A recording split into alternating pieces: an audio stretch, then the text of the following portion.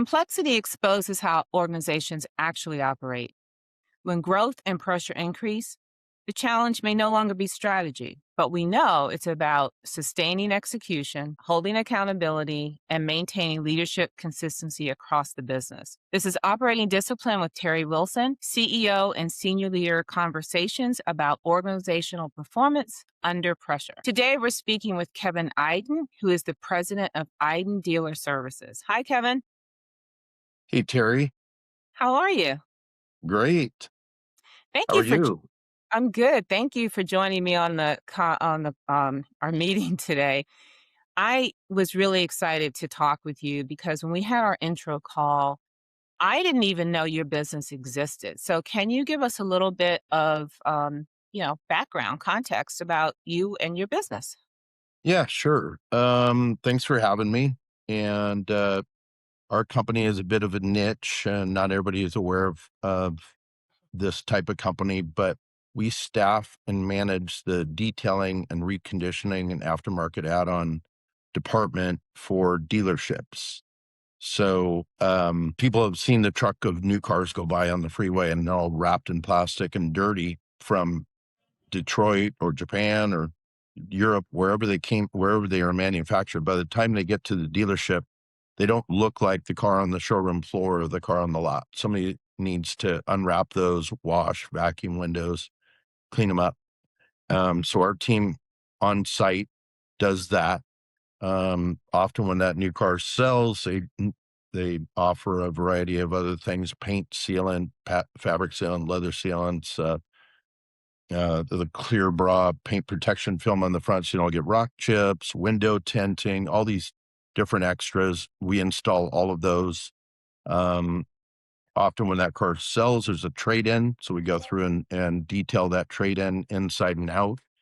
And then we manage multiple vendors that specialize in certain things that after that used car detail is done, that the car still may need, where the wheel was curved or it has little door dings in it, or the bumper hood has some rock chips or scuffs that need to be touched up, maybe a little scrape in the leather or something. So we have multiple companies we work with. So we sublet all that out. It's all on one invoice and one PO, so it's easier on the dealership as far as billing goes instead of multiple vendors on every car. Um, but we staff and manage it. We're able to do it faster and to a higher quality level than the dealership can do it themselves. So still, some dealers do try to do this themselves. Some dealerships send them all over town to different shops, and some dealerships will employ a third party like ours to staff and manage that. So we eliminate all the headaches and hassles and liability, all the things attached to them trying to do it themselves. We do all the hiring, firing, training. The cars are our responsibility, and it's our liability when they're in our possession. Compliance, it's all us taking care of that stuff, and that allows the dealerships to focus on what they're best at, which is selling and servicing cars, while we take care of all the rest. When you shared that with me, I said, I don't really think about how all that happens. I just want to go in, look at the beautiful car, so forth and so on. And now that I've spoken with you, I have a greater appreciation of all the things that need to happen for me to see that beautiful car in beautiful condition. And knowing that this is a separate business that the dealers may outsource, it's like, I'm intrigued because one, didn't even know it existed. And two, I'm thinking now, who are the people that you hire? So tell me a little bit about your workforce. Yeah, so typically it is entry level, no experience. We actually have better luck hiring people without experience. Um, I say it hurts you today, but helps you tomorrow. Mhm. You hire someone with experience, yeah, they might get up to speed a little fast, but oftentimes they come in with bad habits or egos, or I know how to do this. And, we're very much process driven, Mhm. uh, putting out a consistent quality product. We currently have 37 locations and getting close to 300 people, and we need everybody to do it the same. So I would compare it to, if you want to order a quarter pounder with cheese up the street from your house at the McDonald's, and you could go to a different state and order that same, it's going to taste the same amount of pickles, same amount of onions. It's very consistent. It's not, hey, have Terry cook this one because Kevin doesn't know what he's doing. It's very much um, uh, putting out. We have those SOPs for every service that we offer, so we put out a consistent quality product, and then it helps by doing it the same. There's so many other benefits. It allows people to get better and more efficient at it. If somebody needs to leave a car midway through it, they can tell the person next to them who's taken over where they're at in the process. That person knows what's been done and what's left to be done. So I think it's very important to have those in any business. Um, and so, yeah, it does take a little longer to train people from scratch, but then they are using your recipes from day one as opposed to coming in with bad habits. Yeah, I think, Kevin, it's giving people a new career option, and Mhm. training is critical for your business, but the person is getting trained in a skill, is increasing their knowledge, and that's part of what you invest in so that you can maintain the level of quality and service that I'm sure you guarantee the dealers. Yep, true. So, yeah, and then we promote from within. And so to manage or train others or quality control and all the things that are required of a manager, they need to be able to know how to do all those things. Mhm. So we promote from within. We don't base it on how long a person's been there, like some companies. I'm not getting promoted until Terry quits or something happens. It's kind of like a sports team in that way. Best person up. Um, and we've had people move into management positions that are only been there a few months because of their learning curve and their work ethic and their integrity. And then also, not everybody wants to be a manager, so it's really important to figure out who's who and who wants what. We find that our company, sometimes this is just a stepping stone job. The person really wants to be a firefighter and they just need something to do right now. So we support that. Some people are not sure, so we're hoping that they came here for a job, but they stay for a career.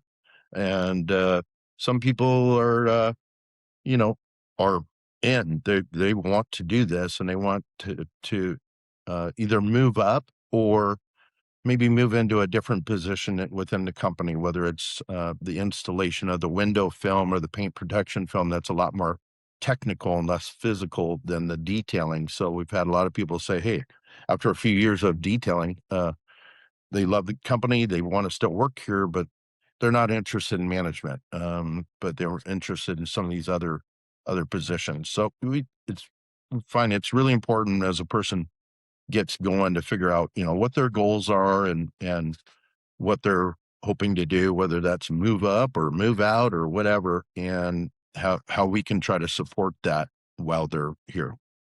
So it's interesting, I think how you laid that out. Some people, come, they just want a job. These are my words. Some people come, they just want a job. Some people come, it's a stepping stone to something else. When you start to build your workforce, all of that exists. So some people will stay because they want a career.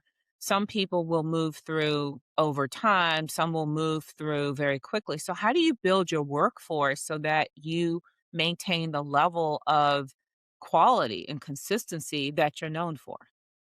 Yeah, it's again all about the training and support that our managers show their teams, and again finding out who's who and who wants what, and then really paying attention to who's qualified. And when there's obviously people out there say, I want to run my own location, or I want to move into management, but they're not reliable, or they're not following the process or whatever. So, then we have to, as managers, sit those people down and make sure that they understand what they need to do to increase their chances of moving up the pay scale or being promoted or moving into a different position. So it's again constantly, it's like a sports team, you're constantly practicing and training and observing and making sure that you're measuring in different ways how people are doing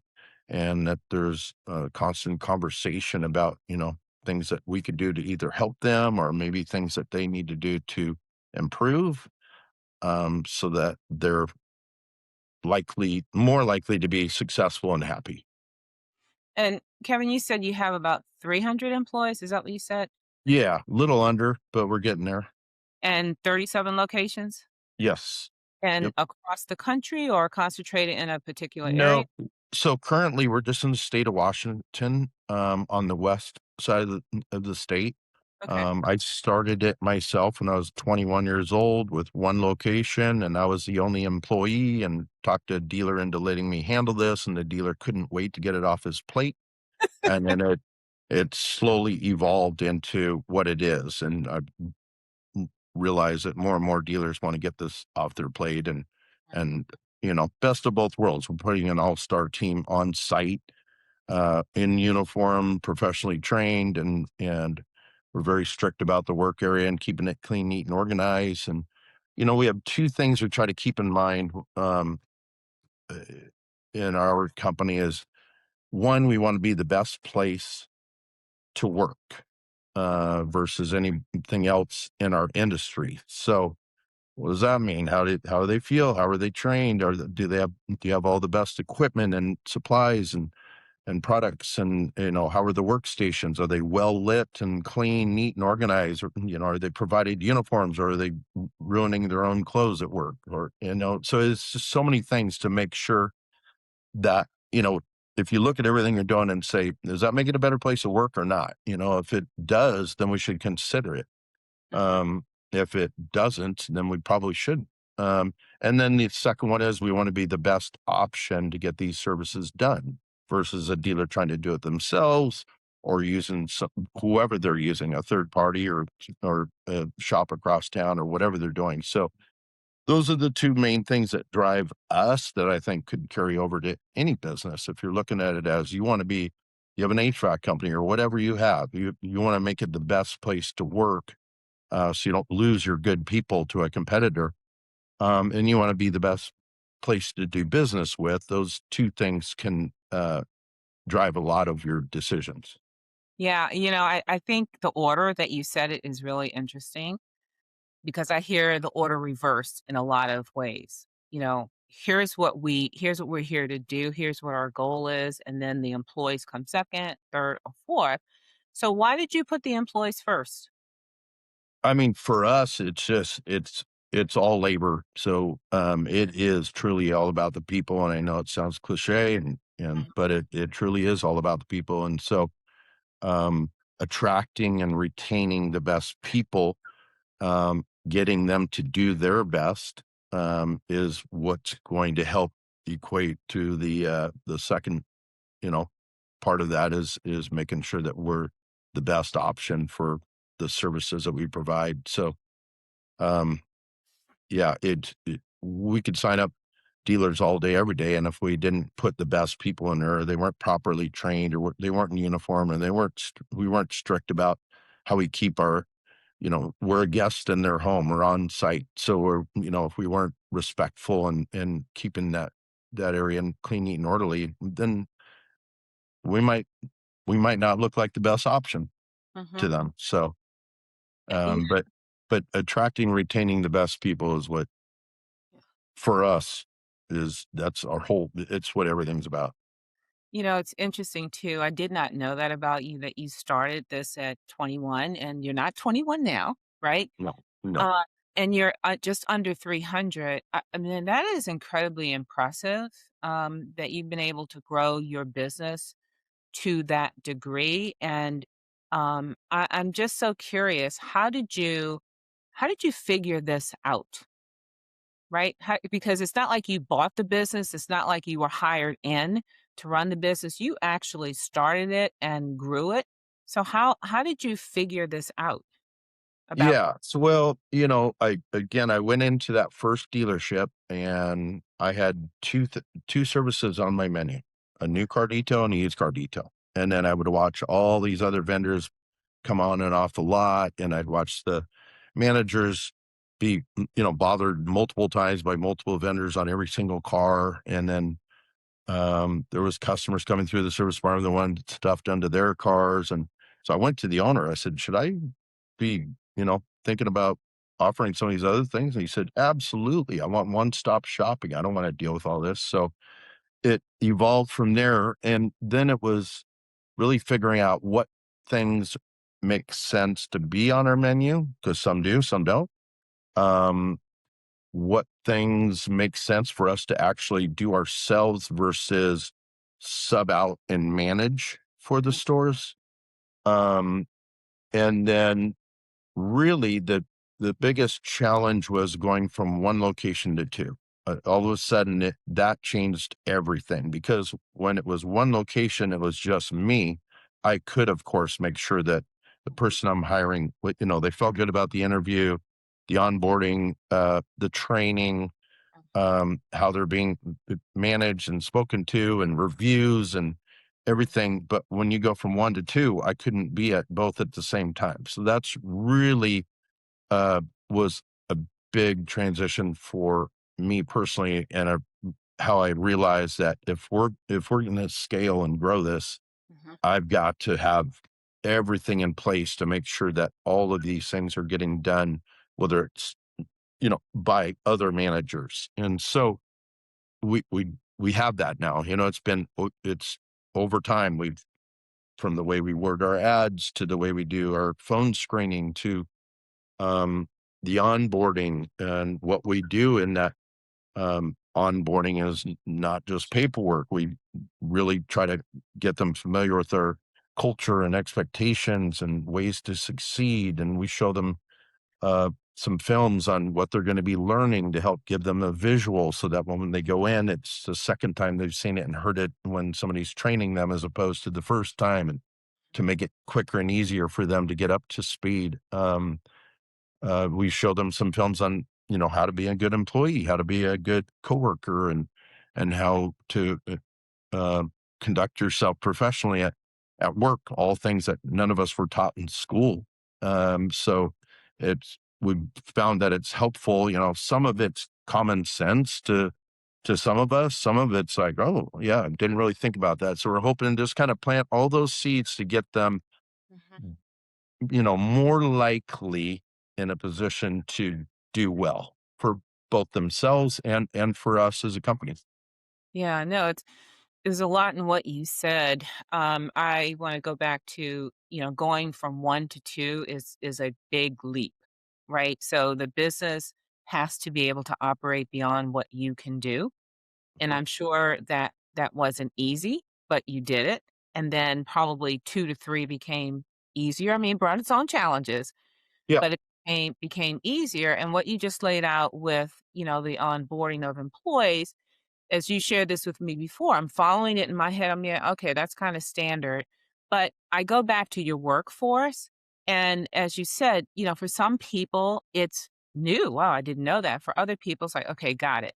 Here's what's really standing out to me whenever I hear this is if a company doesn't onboard well, in terms of what it's like to work, what you expect to work at Iden's Dealer Services, what we expect, what you can expect. If you don't do that well, then you are allowing their work experience from other companies to come into yours. And before you know it, that becomes a mishmash because you have people from all over. And I think that's what the hard work is. It's how do we have a clear enough view about who we are, how we do what we do? Do we have the infrastructure in place to emphasize that and to train people and to manage to that? And the fact that you've grown your company over time to 37 locations tells me you've got a pretty good infrastructure and operating system to continue to deliver for both employees and your clients.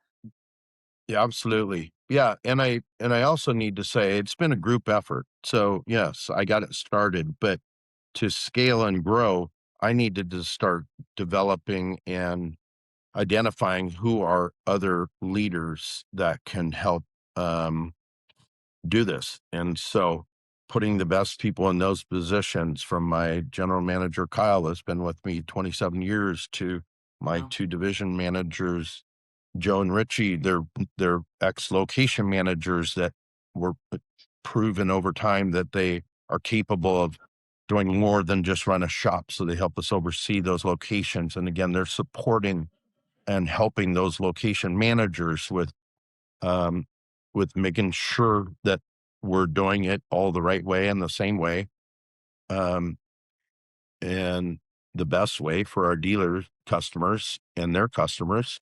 Um, and so it's very much a group effort. Every position matters to us. So um, the person who does our HR and recruiting, Brooke, she does a great job, and Michelle, our office manager, and Amy, our office assistant. Everybody has their roles to help make this thing fly. So um, I I do think maybe some companies, fail to realize that you really need all stars, and you need people that are really good at things that maybe you're not great at, um, to help scale and have a successful operation. If everybody we hired was just like me, well, we'd only be good in certain areas and we wouldn't be as good in others. And so identifying again who's who, who's best at what, and um, working towards working with those different characteristics of the different skill sets of those people are all, how collectively you're going to come up with the greatest hits. Again, I love everything that you're saying, and I think everybody can really relate to it. I think it hasn't always been easy, right? I think you, like everyone else, you've had challenges along the way. You've hired some right people, and you've hired some wrong people. Oh yeah. There's a price you pay for those things, and for me, when I think about operating discipline, it's how all of that works together um, e to provide the environment, the condition for, um, consistent execution, and so, when you think about how you have evolved over time and the team that you have in place now, did you start with a solid team like that? How did you get to a solid team? No, it's built over time for sure. And to your point earlier, everybody's hired the wrong people. And one thing I realized a long time ago, some people interview really well, and then shortly afterwards, it's not working out with this person. You can't believe it. We've also had people that don't interview that well, and then they surprise you, and they're solid and here for years. So I think it's important again to you do the best you can you know, everything from the ad and the way it's written to try to answer any questions and lay out those expectations, to the onboarding, the interview, then like I said, the phone screening prior to that, onboarding training. It's really important. If you do all of your part of it the best you can, Mhm. you'll usually pretty quickly start to see whether they are up for it or not. And everybody's learning curve is different. So some of our best people weren't necessarily the ones that learned what they're learned the fastest. Mhm. And we've had other people that are fast learners, but then they're really flaky about being reliable, or Mhm. trying to circumvent the system and not follow, shortcut, or, skip steps or whatever. So it's yeah, you can't blink. You need to keep an eye on everybody and everything. We don't micromanage. I mean, really don't. We It's supportive. It's just we have our procedures. We have our quality control on every vehicle. It's the same. We have the person quality controller work themselves, their own work first. Then the supervisor will double check it. Um, we also try to make sure our people understand that if we find something wrong with the car, that's good. We found it ourselves and we can fix it, versus this car left our shop and now the customer finds our mistake. And now we still have to fix it, but now we don't look good. Or sometimes they're reasonable, sometimes somebody's angry that we missed something. So, we really try to make sure that people know that, quality control, people don't like to be criticized. People don't like you to point out what's wrong. So, we try to make sure people understand that our QC process is so that we could find our own mistakes before our customers do. And Um, and Kevin, that's a really good point because again, people see your employees see more than you see, more than your leaders see because they're closest to it. And to create an environment where that is expected for them to bring it forward so that we can take action on it, not hide it because when you bring it forward, it's a bad thing. And y- y- again, I think that's, again, it's not unique, but I think to actually have an environment where that happens, it takes a lot of work. It takes a lot of work because it sometimes it's so easy to hide things. And to your point, now the customer is finding it. And so that doesn't make us look good. And so us is all of us, not just Iden's Dealer Services. right. Yep. Exactly. And there's got to be checks and balances.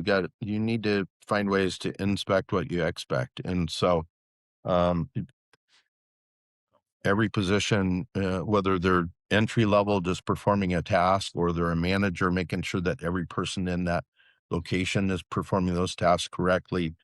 Um, there's different ways to find out whether it's being done correctly or not, based on customer feedback, or, in our case, whether the dealership's happy or if there's concerns.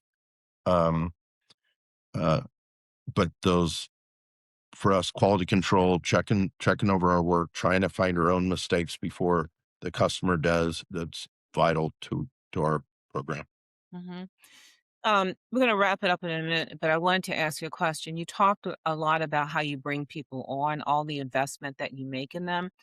But as let's say I'm hired now and procedures change, things evolve. How do I get updated on that? How do I get trained on things that are changing, things that I need to know how to do differently? Yeah, that'd be through the managers. Our recipes are what they are, and we've tweaked them and changed them over time. We encourage our people to let us know if there's a faster, more efficient, or better way for better results or whatever. And what we explain in our company is, if you found a better way, Terry, to do, I don't know, windows so there are no streaks, or we can use one last rag, or just things in our company that matter. We don't want you to just do that. We want you to share that with us, because Mhm. if we would check it, verify it, and if it's true, we'd be thanking you and celebrating, and we're going to make sure that everybody in the company now does it that way that you Straight. came up with. And so we've made tweaks and changes over time by really trying to have that open door, just looking for ideas and feedback. But it also helps us hold people accountable to, they don't just do it their way. They can't just do it, some old way. Um, we've all got to do it the same way, unless somebody brings up a better way to one of those steps. And then, one another step we found was really important early on, is we came up with a form, we call it first hour, first day. And so, um, part of this was, we realized that some managers were better than others at showing the person around, making sure everybody in the shop uh, is introduced to this person, making them feel welcomed, making sure they know where the break room is and the first aid kit is, and the safety data sheets are, and the SOPs, and the whatever timekeeping system. And in each location, the size and shape of the shop's a little bit different. So we use the same form, even if, let's say, you worked at one location most of the time, Terry, but we're a little caught up there. So we're going to send you over to another location. If that's your first time in that shop, that first hour, first day form needs to be uh, filled out by the manager to make sure that you Mhm. know where everything's at, and as a result, you feel more comfortable. And if there is a problem that where first aid is needed or something, you're aware, because we've had on exit interviews, we try to get feedback. If somebody's fired or quits or leaves on good terms or bad terms, whatever the case may be, we have HR try to reach out to them. We can't always reach them, can't always get a response, but we do try and try to get some feedback just to see if there's any. We're really looking for anything that we may have that maybe we could do differently to improve their experience while they're working here. And sometimes you get some crazy ideas that are not applicable, but sometimes you get ideas. And early on, I remember before we had this first hour, first day form, you know, there were comments where I just felt awkward. I didn't know anybody in the shop. It's like, well, they didn't introduce you to everybody. No. So, Mhm. we created this required form for our managers to do. But it really for us, it's just all about, the from the ad to while they're working there to once they're leaving. We have a lot of people in our company that have worked here that are working here now for the second time. So whether they got the grass is greener syndrome or they went up, whatever various reasons that people have left, and if they left on good terms and you know they're eligible for rehire, um, a lot of those people come back. Usually for reasons of they missed that work environment, that culture that we've created where they felt appreciated and supported, and they didn't get that wherever they went, even if it was a different industry. They didn't like it, or they felt we did it better. So um, that's a true compliment if somebody comes back for a second time. Yeah, no, I love that, and I think we're gonna end it on that because that says a lot when people come back, they wanna come back. So, as we wrap this up, Kevin, thinking about our CEO and senior leader audience, what would you like for them to think about in their business based on your experience in this conversation? Well, it seems that most turnover is early on. And so uh, really taking a look at everything from the ad to the phone screening to the interview to the first hour, the onboarding, I should say, then that first hour, first day, just really looking at how you as a company are handling those new people coming in so that you can increase the chances of making a good impression on that person and more likely for them to want to stick it out and learn and try to be there because I truly believe and we've learned the hard way if those that foundation isn't laid you know solid from the beginning, it's less likely that person will work out for you. And of course everybody knows turnover is expensive, it's disruptive, it's bad. It's a lot better if that person you bring on is happy, successful, and sticks around long term. So, as a company, looking at just all of what you're doing to make sure that you're increasing the chances of that person wanting to be there, doing their best versus looking for something else. Yeah, no, I mean, huge, huge. And I think there's very few industries that don't have um, turnover opportunities. So thank you, Kevin, for again just an amazing conversation and making sure that honestly for me, it's I didn't even know that industry existed. So I have a new appreciation for the industry. And when I'm in a market for a new car, I will look and say, oh, I know who probably did this work. Yep. So thank you so much. I appreciate that. So, performance is never accidental, it is built into how your business operates. This is Operating Discipline with Terry Wilson, and we'll see you in the next conversation. Thanks for having me. Thank you.